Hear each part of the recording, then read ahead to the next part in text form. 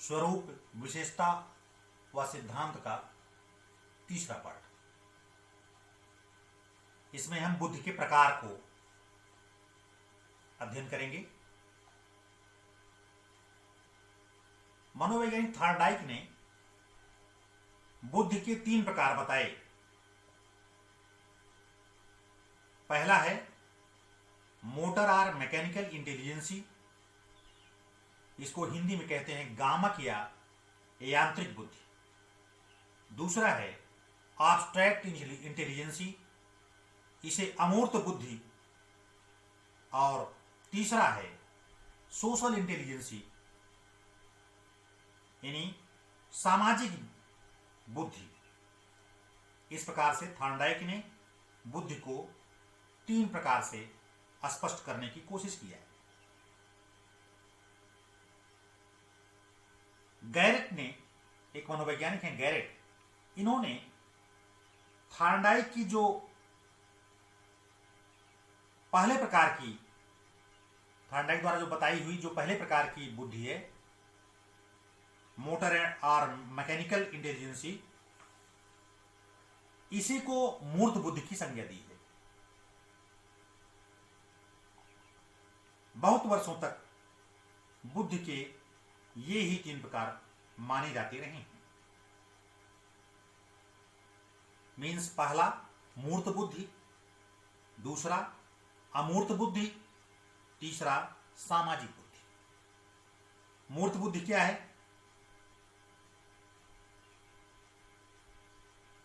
पहला मूर्त बुद्धि वह बुद्धि जो मनुष्य को वस्तुओं के स्वरूप को समझने एवं तदनुसार क्रिया करने में सहयोग करती है, उसे मूर्त बुद्धि की संज्ञा दी गई अकॉर्डिंग गैरेट नामक मनोवैज्ञानिक के अनुसार। वह बुद्धि जो मनुष्य को वस्तुओं के स्वरूप को समझने एवं तदनुसार क्रिया करने में सहायता प्राप्त होती है, उसे हम मूर्त बुद्धि कहते हैं।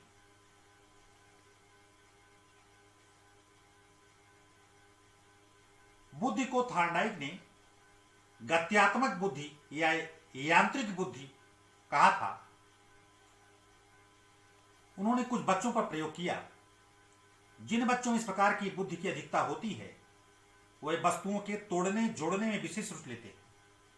यानी जो छोटे बच्चे किसी वस्तु को बहुत तोड़ने की कोशिश करते हैं या किसी वस्तु को बहुत जोड़ने की कोशिश करते हैं, उनमें थॉर्नडाइक के मतानुसार हम ये कह सकते हैं कि उनमें मैकेनिकल इंटेलिजेंसी या मोटर इंटेलिजेंसी उनमें है। अन्य शारीरिक कार्य जैसे बच्चे खेल कूद नृत्य आदि में भी जिनकी रुचि होती है, और ऐसे बच्चे आगे चलकर कुशल कर्मकार, इंजीनियर आदि बनते हैं, तो उनमें हमें मानते हैं कि उनके अंदर मैकेनिकल इंटेलिजेंसी पाई जाती है। दूसरा अमूर्त बुद्धि, एब्स्ट्रैक्ट इंटेलिजेंसी, वह बुद्धि जो मनुष्यों को पुस्तकीय ज्ञान प्राप्त करने में, विभिन्न तथ्यों की जानकारी प्राप्त करने में, सोचने समझने में और समस्याओं के समाधान खोजने में सहायता करती है, उसे थॉर्नडाइक ने अमूर्त बुद्धि माना है। यानी अमूर्त बुद्धि क्या है? वह बुद्धि जो मनुष्य को पुस्तकीय ज्ञान प्रदान करने में, विभिन्न तथ्यों की जानकारी प्राप्त करने में, सोचने समझने में, समस्याओं के समाधान खोजने में जो बुद्धि सहायक होती है, उसे हम अमूर्त बुद्धि कहते हैं। अमूर्त बुद्धि इसलिए क्योंकि वह अमूर्त चिंतन मनन और समस्या समाधान में सहायक होती है। जिन बच्चों में इस प्रकार की बुद्धि की अधिकता होती है, वे बच्चे पुस्तक अध्ययन और मनन चिंतन में अधिक रुचि लेते हैं। ऐसे ही बच्चे आगे चलकर वकील, डॉक्टर, अध्यापक, साहित्यकार, चित्रकार और दार्शनिक बनते हैं। यानी अमूर्त बुद्धि के जो बालक हैं, वे भविष्य के वकील, डॉक्टर, अध्यापक, प्रोफेसर, साहित्यकार, चित्रकार और दार्शनिक बनने की उनकी संभावना होती है। तीसरी बुद्धि है सामाजिक बुद्धि, सोशल इंटेलिजेंसी। वह बुद्धि जो मनुष्य को अपने समाज में समायोजन करने एवं सामाजिक कार्यों में भाग लेने में सहायता करती है, उसे थॉर्नडाइक ने सामाजिक बुद्धि की संज्ञा दी है। जिन बच्चों में सामाजिक बुद्धि की अधिकता होती है, वे परिवार के सदस्यों, समाज के लोगों और विद्यालय के सहपाठियों के साथ समायोजन प्रायः करते रहते हैं और वे बच्चे सामाजिक कार्यों में रुचि भी लेते हैं।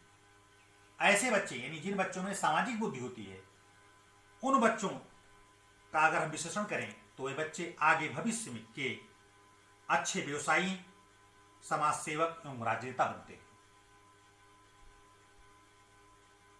इस प्रकार से बुद्धि को 3 प्रकार से बांट करके पढ़ने की कोशिश की गई। आगे मनोवैज्ञानिकों ने और भी खोज किया। अब जैसे एक बुद्धि आजकल चल रही है, उसका नाम है इमोशनल इंटेलिजेंसी, संवेगात्मक बुद्धि। इस पर बड़ा महत्व दिया जा रहा है। संवेगात्मक बुद्धि वह बुद्धि है जिसके द्वारा मनुष्य अपने भावों एवं क्रियाओं को पहचानने, समझने और दूसरों के भावों और क्रियाओं को पहचानने, समझने और अपने संवेगों पर नियंत्रण कर ऐसा व्यवहार करे जिससे वे स्वयं संतुष्ट होते हैं और दूसरे भी संतुष्ट होते हैं।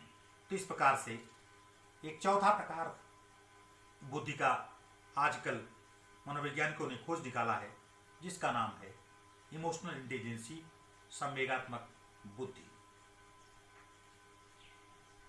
बुद्धि का मापन, अगला पॉइंट, मेजरमेंट ऑफ इंटेलिजेंसी।